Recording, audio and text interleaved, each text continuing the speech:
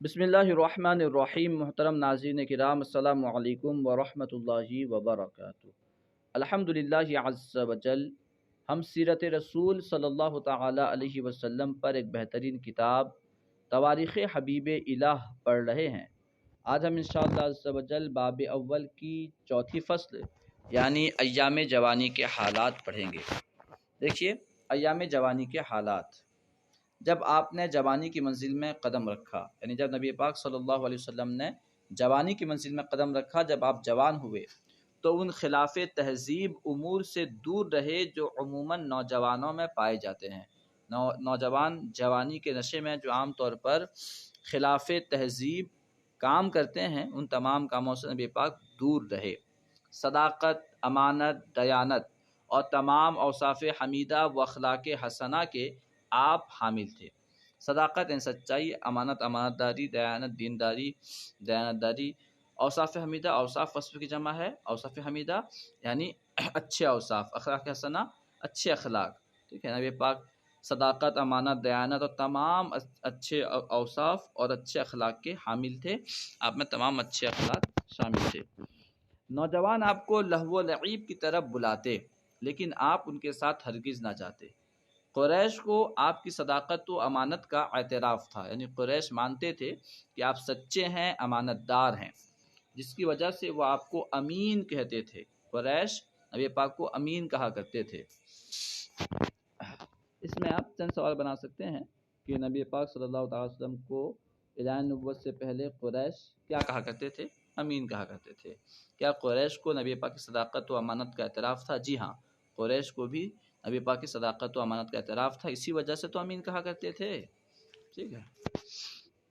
خیر، تجارتی سفر اور خدیجہ سے شادی رضی اللہ تعالیٰ عنہ۔ حضرت بی بی خدیجہ جو قریش کی ایک مالدار اور نیک خاتون تھیں، ہمارے آقا نے ان سے مال تجارت لیا اور سفر میں تشریف لے گئے، کیونکہ ایسا ہوتا ہے ایک بندہ دوسرے سے پیسہ لیتا ہے یا مال تجارت لیتا ہے اور بزنس کرتا ہے۔ نبی پاک نے ان سے مال تجارت لیا اور سفر میں تشریف لے گئے۔ اس وقت آپ کی عمر 25 سال کی تھی، نبی پاک کی عمر 25 سال کی تھی۔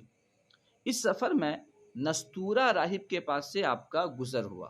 اس سے پہلے جو واقعہ ہم نے پڑھا تھا، نبی پاک کی عمر مبارک جب 12 سال تھی، آپ اپنے چچا ابو طالب کے ساتھ آپ نے ملک شام کا سفر کیا تھا، تو اس وقت نبی پاک کا گزر جو ہوا تھا وہ بحیرہ راہب کے پاس سے ہوا تھا، اور وہاں آپ نے قیام فرمایا تھا اس خانقاہ کے پاس۔ اور جب آپ نبی پاک نے 25 سال کی عمر میں حضرت خدیجہ کا مال لے کر سفر کیا، اس وقت نستورہ راہب کے پاس سے گزر ہوا، ٹھیک ہے۔ خیر، اس سفر میں نستورہ راہب کے پاس سے آپ کا گزر ہوا۔ اس نے آپ کو پہچان لیا کہ یہ نبی آخر الزماں ہیں، جن کا ذکر انبیاء سابقین کی کتابوں میں ملتا ہے، پہلے کے انبیاء کی کتابوں میں ملتا ہے، ٹھیک ہے۔ حضرت خدیجہ رضی اللہ تعالی عنہ کا غلام میسرہ بھی شریک سفر تھا، یعنی وہ بھی سفر میں تھا، نبی پاک کے ساتھ ساتھ سفر کر رہا تھا۔ اس نے اس سفر میں آپ کے بہت سے خرق عادت والی باتیں دیکھیں۔ خرق عادت والی بات یعنی خلاف عادت بات، ایسی بات جو عام طور پر عادتاً نہیں ہوتی۔ اس میسرہ نے سفر میں بہت ساری ایسی باتیں دیکھیں جو عام طور پر عادتاً نہیں ہوتی۔ جب آپ سفر سے واپس آ رہے تھے تو حضرت خدیجہ بالا کھانے پر بیٹھی ہوئی آمد کا پرکیف منظر دیکھ رہی تھی۔ بالا خانے پر بیٹھی ہوئی یعنی اوپر کی منزل پر بیٹھی ہوئی آنے کا نظارہ کر رہی تھی۔ آپ نے دیکھا کہ سرکار چلے آ رہے ہیں اور 2 فرشتے ان پر سایہ کیے ہوئے ہیں۔ جب خدیجہ رضی اللہ تعالیٰ عنہ نے دیکھا نبی پاک آ رہے ہیں اور فرشتے نبی پاک پر سایہ کیے ہوئے ہیں، میسرہ نے بیان کیا کہ میں نے پورے سفر میں ایسا ہی دیکھا ہے کہ نبی پاک کے اوپر فرشتے سایہ کیے ہوئے ہیں، اور سفر کی دوسری خرق عادت والی باتیں بھی بیان کیں، اور بھی جو باتیں عادت خلاف نبی پاک سے صادر ہوئیں وہ سب میسرہ نے حضرت خدیجہ کو سنایا۔ یہ سن کر حضرت خدیجہ کا دل ان کی طرف کھینچنے لگا، نبی پاک کی طرف کھینچنے لگا، اور سرکار دو جہاں صلی اللہ تعالی علیہ وسلم سے نکاح کی پیشکش کی۔ جب ابو طالب کو اطلاع ہوئی، خبر ہوئی، تو معاملات طے ہونے کے بعد وہ چند اشراف قریش کو لے کر حضرت خدیجہ کے گھر پہنچے۔ جو شادی کے معاملات ہوتے ہیں جب وہ طے ہو گئے، بات چیت ہو گئی، تو پھر چند قریش کے اشراف کو، شریف لوگوں کو، سرداروں کو لے کر ابو طالب حضرت خدیجہ کے گھر گئے۔ خدیجہ کی طرف سے ان کے چچازاد بھائی ورقہ بن نوفل ذمہ دار تھے۔ ورقہ بن نوفل حضرت خدیجہ کی طرف سے شادی کی ذمہ داری نبھا رہے تھے۔ ابو طالب نے خطبہ پڑھا۔ دوران خطبہ آپ نے رسول اللہ صلی اللہ تعالی علیہ وسلم کے بہت سے فضائل و مناقب بیان کیے اور نکاح منعقد ہو گیا۔ اس میں بھی آپ چند سوالات بنا سکتے ہیں کہ حضرت بی بی خدیجہ رضی اللہ تعالیٰ عنہ کون تھیں؟ آپ قریش کی ایک مالدار اور نیک سیرت خاتون تھیں۔ نبی پاک صلی اللہ تعالیٰ علیہ وسلم نے 25 سال کی عمر میں کس سے مال تجارت لے کر سفر فرمایا تھا؟ حضرت خدیجہ رضی اللہ تعالیٰ عنہ سے مال تجارت لے کر سفر فرمایا تھا۔ اس کو آپ سوال کو الٹا سکتے ہیں کہ جب نبی پاک صلی اللہ تعالیٰ علیہ وسلم نے حضرت خدیجہ کا مال لے کر سفر فرمایا تھا، اس وقت نبی پاک کی عمر مبارک کتنی تھی؟ 25 سال کی تھی۔ اس سفر میں نبی پاک کا گزر کس راہب کے پاس سے ہوا؟ نستورہ راہب کے پاس سے ہوا۔ اچھا، حضرت خدیجہ رضی اللہ تعالیٰ عنہ کا جو غلام نبی پاک کے ساتھ سفر میں تھا، اس کا نام کیا تھا؟ اس کا نام میسرہ تھا۔ میسرہ نے سفر میں نبی پاک سے سفر میں کون کون سی باتیں دیکھیں؟ جواب ہوگا نبی پاک سے بہت ساری ایسی باتیں دیکھیں جو عادت کے خلاف تھیں، خرقے عادت والی باتیں دیکھیں۔ جب نبی پاک واپس آ رہے تھے تو حضرت خدیجہ کہاں بیٹھ کر آنے کا نظارہ دیکھ رہی تھی؟ بالا خانے پر بیٹھی۔ حضرت خدیجہ رضی اللہ تعالیٰ عنہ نے کیا دیکھا؟ جب نبی پاک آ رہے ہیں، حضرت خدیجہ رضی اللہ تعالیٰ عنہ نے نبی پاک کی آمد کے وقت کون سی خرقے عادت والی بات دیکھی؟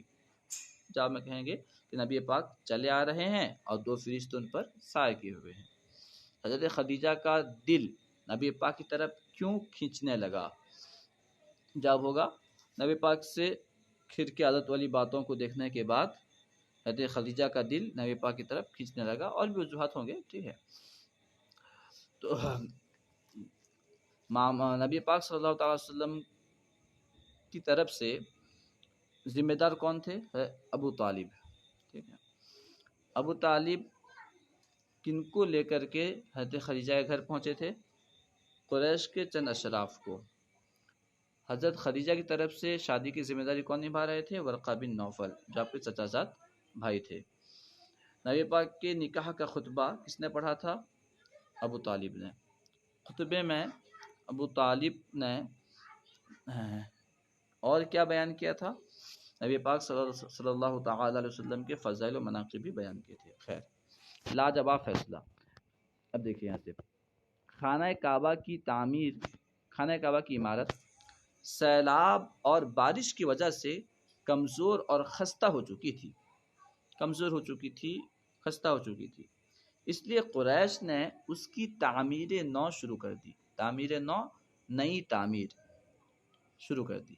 جب عمارت اس جگہ پہنچی جہاں حجر اسود نصب تھا، حجر اسود جو جنتی پتھر ہے وہ جہاں نصب تھا، گاڑا ہوا تھا، جب عمارت وہاں تک پہنچی تو قریش کے قبیلوں کے درمیان ایک جھگڑا سا کھڑا ہو گیا۔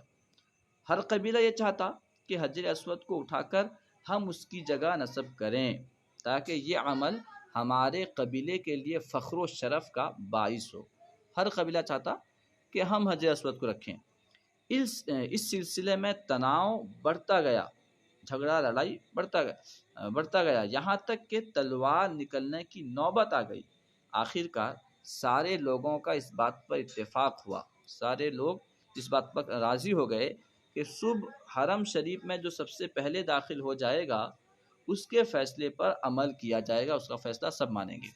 خدا کی شان کہ سب سے پہلے ہمارے آقا صلی اللہ تعالی علیہ وسلم حرم میں داخل ہوئے۔ آپ کو دیکھتے ہی قریش بہت خوش ہوئے اور ایک زبان پکار اٹھے، بخدا یہ امین و صادق ہیں، سچے ہیں، امانت دار ہیں، یہ جو فیصلہ کریں گے ہم اس پر راضی ہیں۔ اللہ تعالیٰ نے آپ کو فہم کامل اور عقل سلیم عطا فرمائی تھی۔ آپ نے ایسا خوبصورت فیصلہ فرمایا کہ قریش فوراً رضامند ہو گئے، قریش فوراً راضی ہو گئے۔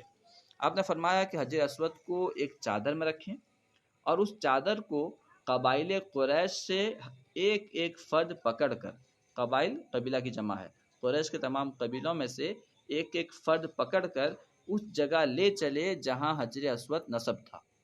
تو اس طرح سارے قبائل کی شرکت ہو جائے گی، سارے قبائل حجر اسود کو اٹھانے میں شریک ہو جائیں گے۔